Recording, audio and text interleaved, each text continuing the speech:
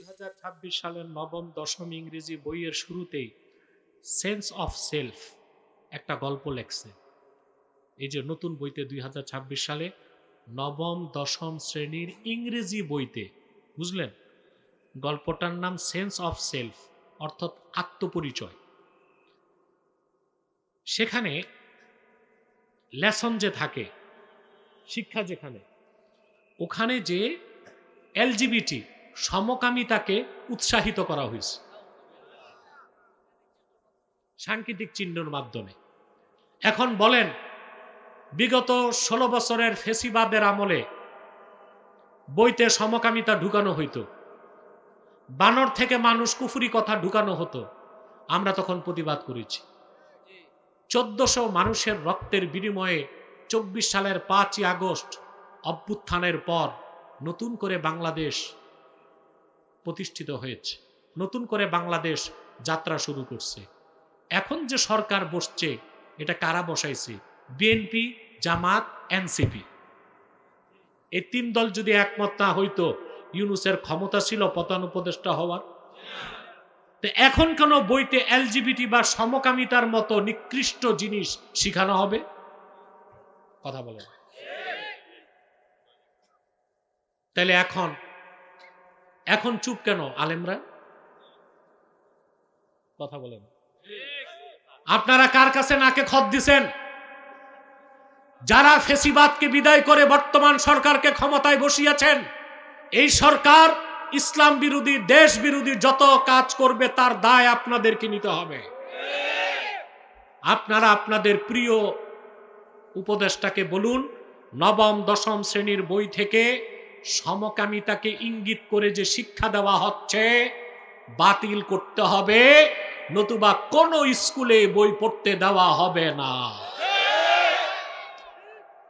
এটা পরিকল্পিত হতে পারে, এটা বইতে দিয়ে দিছে। তাই বাংলাদেশে আন্দোলন হবে, আন্দোলন হলে নির্বাচন কমিশনার বলবে লেভেল প্লেইং ফিল্ড নাই, নির্বাচন পিছাও, নির্বাচন। এরকম চক্রান্ত হতে পারে। অথবা আমরা সেই চক্রান্ত সফল হতে দিব না, আবার এলজিবিটিকে বইতে রাখতেও দিব না। আপনারা দেখেন নাই, বিগত 16 বছর যারা প্রচন্ড প্রতাপ নিয়ে রাজপথে দাপটের সাথে বেরিয়েছে, এই লোকগুলো এখন দেখা যায়? তাদের গাড়িতে ফ্ল্যাগ ছিল, আগে পিছে পুলিশ ছিল, পুলিশ স্যালুট দিত। এই পুলিশই আবার তাদেরকে হাত করা দিয়া চোরের মতো এজলাসে টেনে উঠায়। সত্য না মিথ্যা? এটা সম্মান? কথা বলুন। কিন্তু একটা বিষয় আছে, যারা ইমানদার, সৎকর্মশীল, মুত্তাকি, তারা বিনা আযাবে জান্নাতে যাবে। যারা মুমিন মুসলমান কিন্তু গুনাহগার, তারা আযাবের পরে জান্নাতে যাবে। এতটুকু পার্থক্য। আর আমাদের প্রত্যাশা কি? আমরা কি আযাবের পরে জান্নাত চাই না আযাব ছাড়া জান্নাত চাই?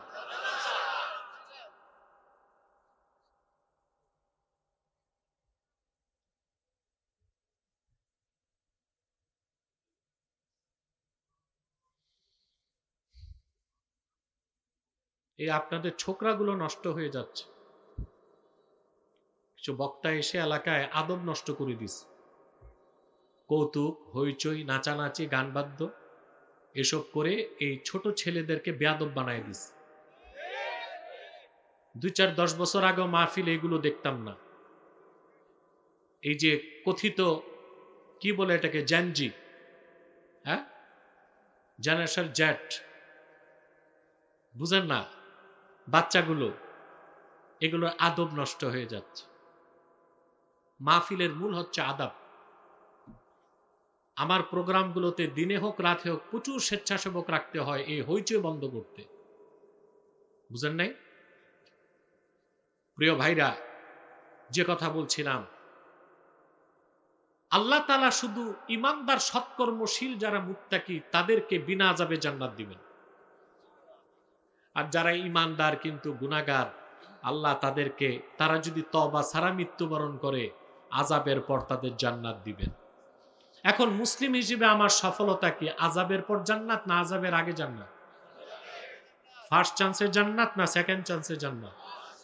সবাই চান সবাই? আপনাদের মধ্যে ভ্রমণ বিলাসী থাকতে পারে, যে জান্নাতে তো যাবই, তা আগে জাহান্নামটা একটু ঘুরে ফিরে দেখে নিলাম, এসব আছে নাকি? তাহলে ভাইরা, যদি আপনি বিনা আযাবে কম হিসাবে প্রথম চান্সে জান্নাত চান, আপনাকে মুমিন হতে হবে, মুসলিম হতে হবে, চূড়ান্ত পর্যায়ে সুপার ক্লাসের মুসলিম হতে হবে, যার নাম মুত্তাকি। সুপার ক্লাসের মুসলিমকে কি বলা হয়? জোরে বলেন। মুত্তাকি। ঈমান আনলে মুমিন, শরীয়ত মানলে মুসলিম, পরিপূর্ণভাবে আল্লাহর ভয় অন্তরে লালন করলে তার নাম মুত্তাকি, অর্থাৎ পরিপূর্ণ মুসলিম। ঈমান আনার পর পরিপূর্ণ মুসলিম হতে একটা জিনিসই দরকার, সেটা হচ্ছে তাকওয়া। সেটা কি? কোরআনে কারীম আল্লাহ রাব্বুল আলামিন বলেন, ইয়া আইয়ুহাল্লাযীনা আমানু তাকুল্লাহা হাক্কা তুকাতিহি ওয়া লা তামুতুন্না ইল্লা ওয়া আনতুম মুসলিমুন। আল্লাহ রাব্বুল আলামিন বলেন, ও ঈমানদারগণ, তোমরা যথার্থভাবে মহান আল্লাহকে ভয় করো, আর পরিপূর্ণ মুসলিম না হয়ে মৃত্যুবরণ করো না। আলটিমেটাম কে দিয়েছেন?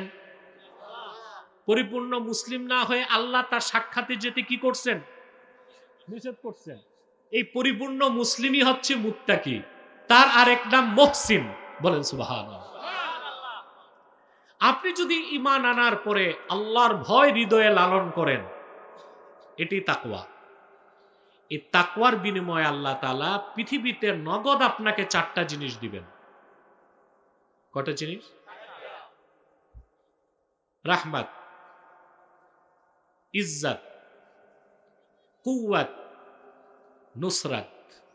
সুবহানাল্লাহ। কয়টা জিনিস? এই 4টা যার আছে, তার চেয়ে বড় বাদশাহী আর কে পাইছে? প্রথম হচ্ছে কি? রাহমাত। 2 নাম্বার হচ্ছে ইজ্জত, সম্মান। 3 নাম্বার হচ্ছে কুওয়াত, শক্তি। 4 নাম্বার হচ্ছে নুসরাত, সাহায্য। এই 4টা যে পেল, তার চেয়ে সফল কোন মানুষ পৃথিবীতে থাকতে পারে? মুত্তাকি বান্দাদের জন্য আল্লাহর রহমত ওয়াজিব। কোরআনে কারীম আল্লাহ তাআলা বলেন, ইন্না রাহমাতাল্লাহি করিবুম মিনাল মুহসিনিন। নিশ্চয় আল্লাহর মুহসিন বান্দা যারা মুত্তাকি, আল্লাহর রহমত তাদের নিকটবর্তী। বলেন সুবহানাল্লাহ। ঈমান আনার পরে আল্লাহর ভয় যারা হৃদয়ে পোষণ করে গুনার কাজ ছেড়ে দিবে, এই রকম বিশ্বাসী সৎকর্মশীলদেরকে আল্লাহ রহমতের চাদরে বেষ্টন করে রাখেন। 2 নাম্বার কি? ইজ্জত, সম্মান। সম্মান চান সবাই? এই সম্মানের জন্য আর টাকার জন্যই তো মানুষ ব্যবসা করে, চাকরি করে, রাজনীতি করে, ধান্দাবাজি করে, চুরি করে, লুটপাট করে, দুর্নীতি করে, রাহাজানি করে। ঠিক কিনা বলেন? ঠিক না? সম্মান, পার্থিব যে কোনো পদ্ধতিতে অর্জিত সম্মান হচ্ছে সাময়িক। তাকওয়ার মাধ্যমে যে সম্মান, ওইটা হচ্ছে সাস্টেইনেবল, স্থায়ী। সুবহানাল্লাহ। ভূমিকাতে একটি কথা বলবো, এখানে যারা এসেছেন, আসার পেছনে পার্থিব, জাগতিক, সামাজিক, রাজনৈতিক কোনো স্বার্থ নাই। আছে? আমরা এসেছি আল্লাহ তার হাবিবের সন্তুষ্টি অর্জন করতে। ঠিকটা তো ঠিক মতো বললেন না? আর আল্লাহর কোরআন থেকে মহা জ্ঞান অর্জন করতে। আমাদের প্রত্যেককে আল্লাহ তাআলা এই ময়দানে বসার পর তালিবুল ইলমের মর্যাদা দান করেছে। খুশি আছেন? দিন শিখতে মানুষ যখন ঘর থেকে বের হয়, আকাশে, জমিনে, নদী আর সমুদ্রে সকল সৃষ্টি আল্লাহর কাছে ওই বান্দার জন্য গুনাহ মাফের দোয়া করে। ওয়াস্তাগফিরু লাহু মান ফিস সামাওয়াতি ওয়াল আরদ, আকাশে জমিনে যারা আছে সব আল্লাহর কাছে দোয়া করে, আল্লাহ তোমার এই বান্দা ইলম শিখতে বের হয়েছে, তাকে মাফ করে দাও। আমরা এতে খুশি। এরপরে আমি রাত বেশি করব না, আগে আসছি আগে চলে যেতে। একটু পর আপনাদেরকে নিয়ে একটা মুনাজাত করব, হবে না? এককভাবে না, সম্মিলিতভাবে। এককভাবে দোয়া কবুল হতেও পারে, নাও হতে পারে, কিন্তু রাসূলুল্লাহর উম্মত যখন সম্মিলিত হাত তুলে আল্লাহর ফেরত দেন না, নগদ দিয়ে দেন। এটা আমার কথা না, মুআজ্জাম তাবারানীর হাদিস। রাসূলুল্লাহ সাল্লাল্লাহু আলাইহি ওয়াসাল্লাম ইরশাদ করেছেন, মা রাফা'a কওমুন আকুফাহুম ইলাল্লাহি তাআলা ইয়াসআলুনাহু শাইআন ইল্লা কানা হাক্কান আলাল্লাহি আইয়াদা ফি আইদিহিম আল্লাযী সাআলুহু। সহিহ হাদিস, মুআজ্জাম তাবারানীর। আল্লাহর হাবিব ইরশাদ করেছেন, আমার উম্মতের কোন একটি দল সম্মিলিতভাবে যদি আল্লাহর কাছে হাত তুলে কিছু চায়, আল্লাহর উপর হক হয়ে যায়, তাদের হাতে তারা যা চায় আল্লাহ তা দিয়ে দেয়। তাহলে একটু পরে আমরা হাত তুলে মুনাজাত করব, দোয়া করব, তওবা করব, আমাদের গুনাহ মাফ হবে, তওবাও কবুল হবে, দোয়াও কবুল হবে, এই বিশ্বাস আছে। এখন আমাদের একমাত্র শত্রু শয়তান। শয়তানের প্রজেক্ট চালু আছে, আপনাকে উঠাবার চেষ্টা করবে।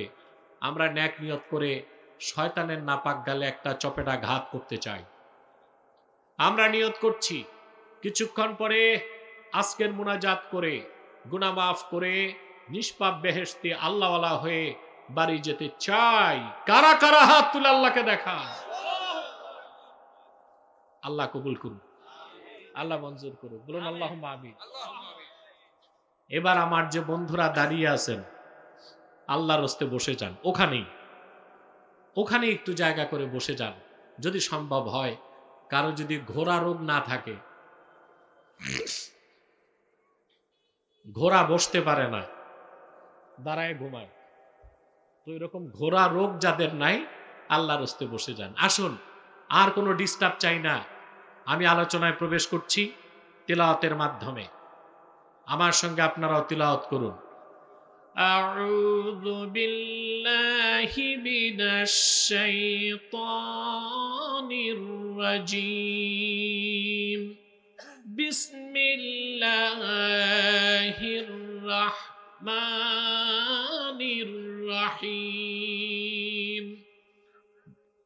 ওয়া উযলিফাতিল জান্নাতু লিল মুত্তাকিনা গায়রা বাঈদ। হাযা মা তু'আদুনা লিকুল্লি আওয়াবিন হাফিজ। মান খাশিয়ার রাহমানা বিল গায়বি ওয়া জাআ বিকলবিন মুনীব। আল্লাহ তাআলা বলেন, ওয়া উযলিফাতিল জান্নাতু লিল মুত্তাকিনা গায়রা বাঈদ। সুবহানাল্লাহ। আয় কুররিবাতিল জান্নাতু লিল মুত্তাকিনা গায়রা বাঈদ। কাল কিয়ামতের দিন আল্লাহর মুত্তাকি বান্দাদের জন্য জান্নাতকে নিকটবর্তী করা হবে। গায়রা বাঈদ, মুত্তাকি বান্দা আর জান্নাতের মাঝখানে জিরো ডিস্টেন্স, কোনো দূরত্ব থাকবে না। বলেন সুবহানাল্লাহ। কোনো দূরত্ব। মাওলানা মোবাইল বন্ধ রাখেন, শুনেন আগে, পরে দেখবেন। বন্ধ করে পকেটে রাখেন। কোরআন শরীফের আয়াত তো, নিচে ধরলে আমি উপরে বসা না, আদবের খেলাফ হবে না। কথা বুঝতেছেন? কাল কিয়ামতের দিন মুত্তাকিদের জন্য আল্লাহর জান্নাতকে নিকটবর্তী করা হবে।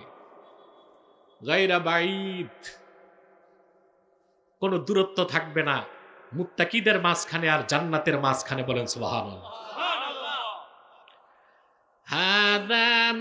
তুআদুন লিকুল্লি আওয়াবিন হাফিজ। আল্লাহ বলেন এসব হচ্ছে তোমাদের জন্য যে প্রতিশ্রুতি দেওয়া হয়েছে, ওয়াদা করা হয়েছে, তার বিনিময় হিসেবে তোমাদের মধ্যে প্রত্যেক সেই ব্যক্তিকে, যে ব্যক্তি আওয়াব, আল্লাহ অভিমুখী, ওয়া হাফিজ, এবং আল্লাহর বিধান সংরক্ষণকারী। বলেন সুবহানাল্লাহ। মান খাশিয়ার রহমান বিল গায়বি ওয়া জাআ বিকলবিন মুনীব।